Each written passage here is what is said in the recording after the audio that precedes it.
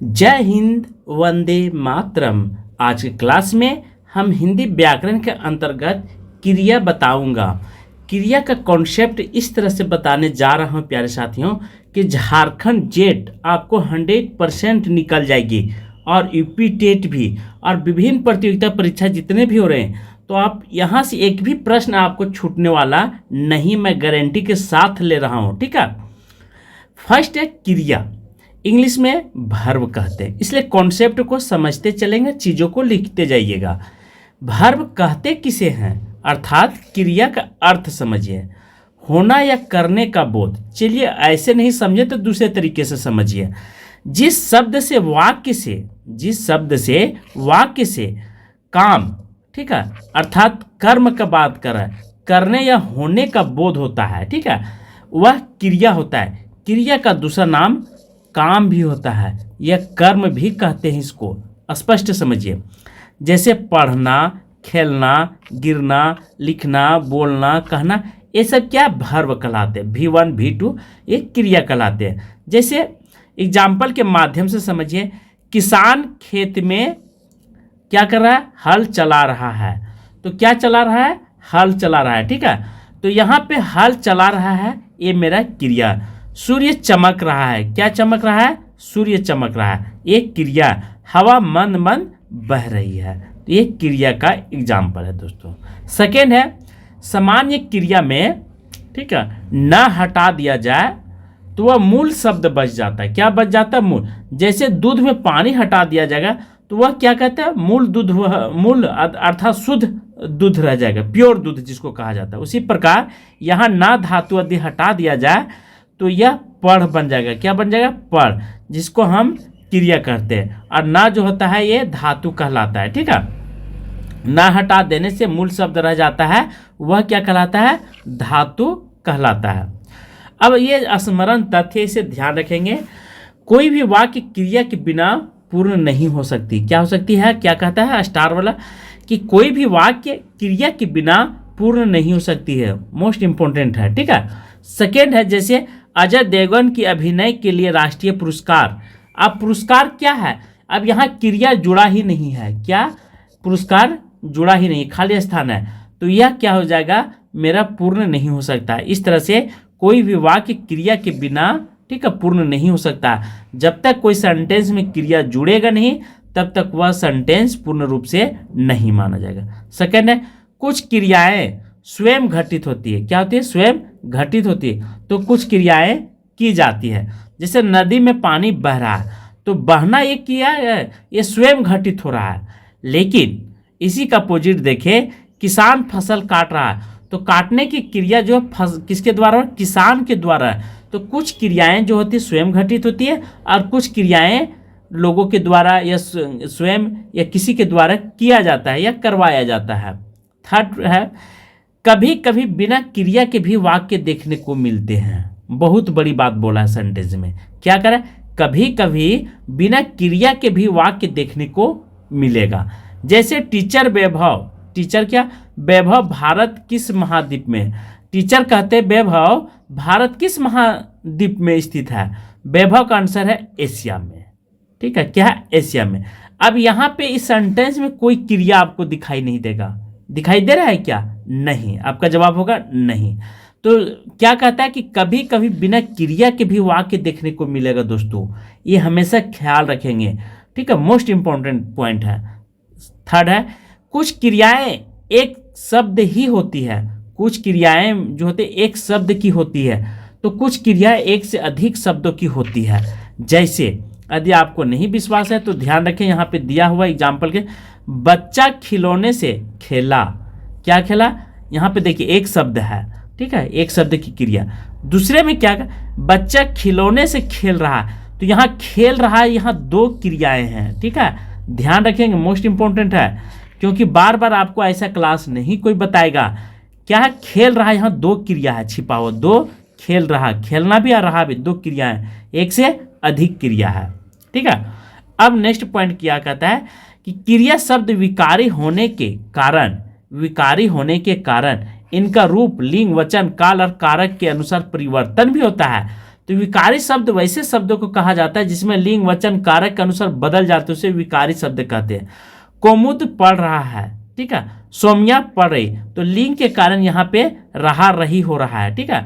गरिमा के द्वारा खाना खाया जा रहा है, देखिए कारक के अनुसार यहाँ क्या बोल रहा है सेंटेंस में, पॉइंट, ठीक है, कारक के अनुसार भी क्रिया में परिवर्तन होगा। तो कारक यहाँ पे द्वारा लग गया, क्या लगा है, द्वारा। तो गरिमा के द्वारा खाना खाया जा रहा है, तो ये हो गया मेरा कारक के अनुसार क्रिया में भी परिवर्तन दिखाई देगा। यह स्पष्ट रूप से आप कॉन्सेप्ट को समझ लें चीजों को। थर्ड पॉइंट है, यदि वाक्य में कर्ता के साथ प्रसर्ग का प्रयोग न किया जाए, ठीक है, प्रसर्ग का प्रयोग न किया गया हो तो क्रिया कर्ता के अनुसार होगा। क्या होगा, कर्ता। जैसे यहाँ पुस्तक, वह पुस्तक पढ़ता है, वह पुस्तक को पढ़ता है, ये भी हो सकता है, वह पुस्तक पढ़ता है या वह पुस्तक को पढ़ता है। तो कभी कभी क्रिया में को सेंटेंस का भी प्रयोग नहीं होता है, ध्यान रखेंगे। क्रिया में कभी कभी को का प्रयोग नहीं होता, को यहाँ साइलेंट है। तो मेरा पॉइंट क्या कर रहा है कि यदि वाक्य में कर्ता के साथ, यदि वाक्य में कर्ता के साथ प्रसर्ग का प्रयोग न किया गया हो, ठीक है, तो क्रिया कर्ता के अनुसार होती है। क्या होती है, क्रिया जो होती है वह कर्ता, जैसे वह क्या है वहाँ, ठीक है, वह पुस्तक पढ़ता, तो कर्ता मेरा वह है, तो इसके अकॉर्डिंग मेरा क्या होगा, पढ़ता है। तो वह क्या है, ध्यान रखेंगे, वह पुल्लिंग है तो पढ़ता है। यदि यहाँ पे स्त्रीलिंग रहता तो यहाँ पढ़ती हो जाता एक वचन, वे पुस्तक पढ़ती। देखो यहाँ पे स्त्रीलिंग है तो यहाँ पर भी चेंजिंग आया है। तो स्पष्ट कॉन्सेप्ट को समझिए, चीज़ों को एकदम बारीकी तरीके से समझिए। यहाँ पे मेरे पास कोई लोभ नहीं है, ठीक है, आपको जिस चैनल पर जहाँ पर भी अच्छा लगे आप जा करके पढ़िए, कोई दिक्कत नहीं है। यदि कर्ता के साथ प्रसर्ग, ठीक है, कर्ता के साथ प्रसर्ग विभक्ति जिसको कहते हैं कारक चिन्ह का प्रयोग हो तो क्रिया कर्म के अनुसार होती है। क्या कहता है, क्रिया जो होता है कर्म के अनुसार होता है। जैसे खरीदना क्रिया है और कर्म क्या, कार है। क्या खरीदा, तो कार खरीदा, स्त्रीलिंग एक वचन। सुनाई यहाँ पे भी उसी तरह हो रहा है और यहाँ पर भी, ठीक है। तो इस तरह से हमने चीज़ों को समझाने का प्रयास किया हूँ। नेक्स्ट पॉइंट है, उत्पत्ति अथवा शब्द निर्माण की दृष्टि से धातु दो प्रकार के होते हैं। कितने होते हैं, दो। एक मूल धातु, दूसरा यौगिक धातु। मूल धातु में स्वतंत्र होता है, खा, ठीक है, देख, जा, पढ़, ये सब क्या मूल धातु। यौगिक धातु में किसी प्रत्यय का प्रयोग होता है, प्रत्यय लास्ट में लगता है, हमेशा ध्यान रखेंगे। प्रत्यय जो होता है वह लास्ट में प्रयोग किया जाता है, जैसे ना, ठीक है, लिखना, पढ़ना, उठना, तो इसे प्रत्यय कहा जाता है। तो यौगिक और मूल धातु में आपको समझ में आ गया होगा, तो एक लाइक जरूर कीजिएगा दोस्तों। सेकेंड है प्रेरणार्थक क्रिया। जिन क्रियाओं में, क्या कहता है डिफिनेशन सो समझिए, जिन क्रियाओं के बात यहाँ पे कर रहा है कि जिन क्रियाओं में से इस बात का बोध होता है कि कर्ता स्वयं कार्य न करके किसी दूसरे को कार्य करने के लिए प्रेरित करता है। जिन क्रियाओं से इस बात का बोध हो कि कर्ता स्वयं कार्य न करके किसी दूसरे को कार्य करने के लिए प्रेरित करता हो, ठीक है। जिन क्रियाओं से इस बात का बोध हो कि कर्ता स्वयं कार्य न करके किसी दूसरे को कार्य करने के लिए प्रेरित करता हो, उसे प्रेरणार्थक। अब प्रेरणार्थक क्रिया भी दो प्रकार के होते हैं, स्पष्ट समझिए। एक होता है प्रथम प्रेरणार्थक, इसमें हम नहीं बता रहे क्योंकि यदि कंपटीशन की तैयारी करें तो आपको हमेशा डिटेल में पढ़ना चाहिए, ठीक है, ये ध्यान रखेंगे। दूसरा होता है द्वि, ठीक है, द्विप्रेरणार्थक क्रिया। ये दो चीज आप समझ लीजिए, एक प्रथम प्रेरणार्थक, दूसरा में द्विप्रेरणार्थक। प्रथम प्रेरणार्थक ने स्वयं कार्य करता है, कर्ता क्या करता है, स्वयं कार्य करता है। और द्विप्रेरणार्थक में स्वयं न करके दूसरे से करवाता है। जैसे यहाँ पे भगवान श्री कृष्ण बैठे हुए हैं, ये स्वयं न करके अर्जुन से कार्य करवा रहे हैं, ठीक है, जयद्रथ को मारने का। ये जयद्रथ है जिन्होंने गलत व्यवहार किया था, ठीक है, तो ये स्वयं न करके दूसरे से करवा रहा, तो ये द्विप्रेरणार्थक क्रिया कहलाएगा। क्या कहलाएगा, द्विप्रेरणार्थक क्रिया कहलाएगा। तो चीज़ों को आप समझ गए होंगे तो अच्छी बात है। जैसे मोहन मुझसे किताब लिखाता है, तो मोहन मुझसे किताब लिखाता है, स्वयं न करके दूसरे से करवा रहा है, तो ये प्रेरणार्थक क्रिया द्विप्रेरणार्थक क्रिया का एग्जाम्पल है। नोट, प्रेरणार्थक क्रिया सकर्मक अकर्मक दोनों क्रियाओं से बनती है। क्या बनती है, सकर्मक और अकर्मक दोनों क्रियाओं से कौन सी क्रिया बनती है? प्रेरणार्थक क्रिया। ठीक है, ऐसी क्रियाएं हर स्थिति में सकर्मक ही रहती, क्या होती है? और ऐसी बनी हुई क्रियाएं जो होती है वो हमेशा सकर्मक ही होती, क्या होती है? सकर्मक होती। चलिए चीज़ों को समझेंगे, सकर्मक और अकर्मक में क्या अंतर होता है। मैंने उसे हंसाया। इस प्रकार प्रेरणार्थक क्रियाओं दो रूप चलते हैं, हंसना और हंसाना। जैसे इंग्लिश में वर्ब V1 V2। कर्म की दृष्टि से क्रिया दो प्रकार के होते हैं। कितने प्रकार के होते हैं दोस्तों?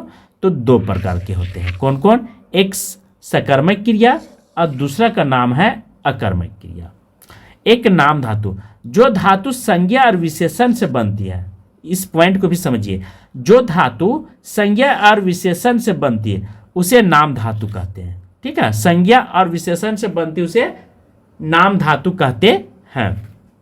संज्ञा से हाथ हथियाना, विशेषण से चिकना चिकनाना, गरम गरमाना, तो ये मेरा नाम धातु हो गया। अकर्मक क्रिया, अकर्मक को यदि आप तोड़ दे या प्लस, ठीक है, कर्मक, ये तोड़ करके हमने बताया हूं। अकर्मक मतलब होता है कर्म रहित, कर्म के बिना। तीनों चीज को समझिए। अकर्मक या मतलब कर्म के बिना, कर्म रहित भी इसको बोल सकते हैं, या कर्म के बिना, तीनों तरह से समझिए। एकदम इसमें कोई आज के बाद आपको कभी क्रिया पढ़ने की जरूरत नहीं पड़ेगा। ठीक है, डिफिनेशन समझिए। जिन क्रियाओं में कर्म नहीं हो उसे अकर्मक क्रिया कहते हैं। इस लाइन से आपको स्पष्ट रूप से समझ में आ गई होगी कि अकर्मक क्रिया का, तो यहाँ पे डिफिनेशन वगैरह आपको रटने की जरूरत नहीं है। ठीक है, अर्थात क्रिया का फल कर्ता पर पड़ता है। कर्ता किसे कहते हैं? जो शादी ब्याह में सारा काम स्वयं करता हो, स्वयं करता हो। ठीक है, उसे कर्ता। उसी प्रकार सेंटेंस में स्वयं जो काम करता हो उसे कर्ता कहते हैं। उसी पर तो असर करेगा, कर्जा लेगा या किसी तरह का आपत्ति पड़ेगा या घट जाएगा शादी ब्याह में कोई सामान, तो कर्ता पर ही ज़्यादा असर करता है। उसी प्रकार सेंटेंस में भी होता है। ठीक है, सोना क्रिया है पर यह अकर्मक क्रिया है। श्याम सोता है। चलिए इसे और स्पष्ट चीज़ों से समझते हैं। अब अकर्मक क्रिया की पहचान कैसे करेंगे परीक्षा हॉल में?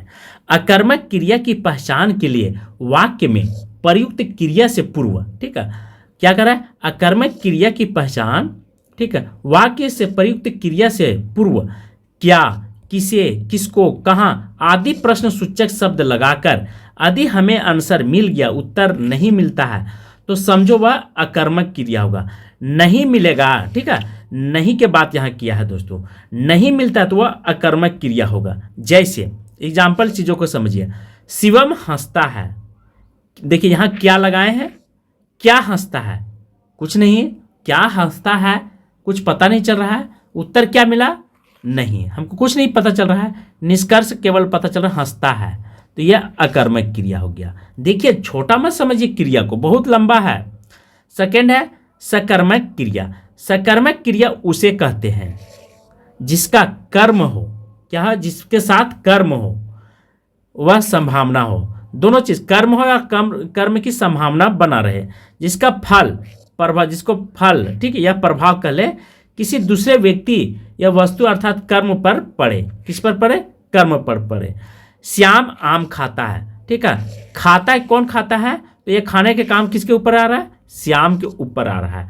तो यहाँ पे ये सकर्मक क्रिया स्पष्ट दिखाई दे रहा है। ठीक है, आम खाना। अब नेक्स्ट सकर्मक अकर्मक क्रियाओं की पहचान अभी भी मैंने बताया था, क्या, किसे, किसको, क्या लगा करके। तो दोनों का रूल सेम है। या आप सकर्मक क्रिया में भी ये सेंटेंस लगा लेंगे, क्या, किसको, क्या, है ना, और अकर्मक क्रिया में भी ये सब बारीकी से आपको ध्यान लगा करके देखना है दोस्तों। तो क्या, किसे, जो भी चीज़ आप लगाएंगे आपको स्पष्ट रूप से दिखाई देगा, क्या, किसे, क्यों, ये सब चीज़ दोनों में, चाहे सकर्मक की बात करें चाहे अकर्मक की, तो आपको ये क्या, किसे, किसको, कहाँ, ये सेंटेंस लगाना है तो लगाना है। यदि प्रश्न करने से यदि कुछ उत्तर मिले तो समझना कि सकर्मक क्रिया है। क्या है? सकर्मक क्रिया। यदि न मिले तो समझ लेना अकर्मक क्रिया है। ये दो ही ट्रिक है, इसलिए ट्रिक के माध्यम से आपको क्रिया एकदम मिनटों में, सेकेंडों में पहचान लेना है। मरना, पढ़ना, खाना, ठीक है, यहाँ पे इन क्रियाओं में क्या, किसे लगाकर प्रश्न किया जाए तो उनके उत्तर इस प्रकार मिलेगा। कैसे मिलेगा? जैसे विपुल शरबत पीता है, विपुल शरबत पीता, उत्तर क्या मिला? शरबत मिल गया। क्या पीता है? शरबत पीता है। तो ये क्या हो जाएगा मेरा? सकर्मक क्रिया। ठीक है। निष्कर्ष क्या? पीता है, ये सकर्मक क्रिया का स्पष्ट एग्जाम्पल। सेकेंड एग्जाम्पल क्या? साक्षी फल खाती है। क्या खाती है दोस्तों? तो यहाँ पे फल कर दिया गया है उत्तर में। क्या खाती है? फल खाती है। तो ये सकर्मक क्रिया है। ठीक है। ऐसे ट्रिक आपको कोई नहीं बताएगा। सकर्मक क्रिया जिस वाक्य में, अब एक कर्मक क्रिया क्या होता है इसे भी समझिए। जिस क्रिया में एक ही कर्म, ठीक है, कर्म का दूसरा नाम काम भी हम लोग कह सकते हैं। ठीक है। अकर्म, राम ने रोटी खाई, तो यहाँ पे रोटी जो है एक कर्मक है, एक ही काम हो रहा है। रोटी खाना एक काम है, क्या है? केवल खाना। तो ये एक कर्मक क्रिया का एग्जाम्पल है। ठीक है। नेक्स्ट है, इस वाक्य में एक क्या है? रोटी है, ये अकर्मक क्रिया। खुशबू कपड़े सुखाती, यहाँ पर भी एक कर्मक क्रिया है। ठीक है, एक ही काम हो रहा है। द्विकर्म, जिन क्रियाओं के साथ दो दो कर्म का प्रयोग होते हैं उसे द्विकर्मक क्रिया कहते हैं। सेठ ने भिखारी को कंबल दिया। सेठ ने, देखिए एक भिखारी है, एक क्रिया यहाँ और एक यहाँ, दो क्रिया। ठीक है, कंबल दो क्रिया। तो इस तरह से हमें क्या मिल रहा है? द्विकर्मक क्रिया दोस्तों। दादाजी ने पंछियों को दाना दिया, यहाँ पर भी द्विकर्मक है। ठीक है, ये भी द्विकर्मक है। रचना के आधार पर क्रिया के भेद, रचना के आधार पर क्रिया के भेद। सहायक क्रिया, ठीक है, समान क्रिया जिसको कह सकते हैं, पूर्वकालिक क्रिया, प्रेरणार्थक क्रिया, नामबोधी क्रिया और संयुक्त क्रिया। क्रिया कितने होते हैं? तो 5 होते हैं। यदि पूछे अगर रचना के आधार पर तो आपको 5 बताना है। कितना बताना है? 5। 1 देख लीजिए, यहाँ 1, 2 यहाँ हो गया, 3, ठीक है, 4 एंड 5। कौन कौन? पुनः सुन लीजिए। सहायक क्रिया, पूर्वकालिक क्रिया, प्रेरणार्थक क्रिया, नामबोधी क्रिया और संयुक्त क्रिया। एक क्रिया के 5 रूप हो गए, भेद हो गए। ठीक है। सहायक क्रिया जिसका नाम रंजक क्रिया भी कहा जाता है, मुख्य क्रिया का अर्थ स्पष्ट करता है। वह घर पहुंच गया, वह घर पहुंच गया है। मुख्य क्रिया क्या है? यहाँ पे घर पहुंच गया, ये मुख्य क्रिया है, गया है, और यहाँ पे ये सहायक क्रिया है। ठीक है। वह घर पहुंच गया, तो घर पहुंच गए मुख्य क्रिया है, और ये गया है, ये सहायक क्रिया है। ठीक है। राम जाता है, ठीक है, मुख्य क्रिया है जाता है, और सहायक क्रिया वह गाते हैं, वह गाते हैं, मुख्य क्रिया क्या? गाना। ध्यान रखेंगे, सॉरी, सहायक क्रिया क्या है? जाता है, और गाना क्या है? सहायक क्रिया है।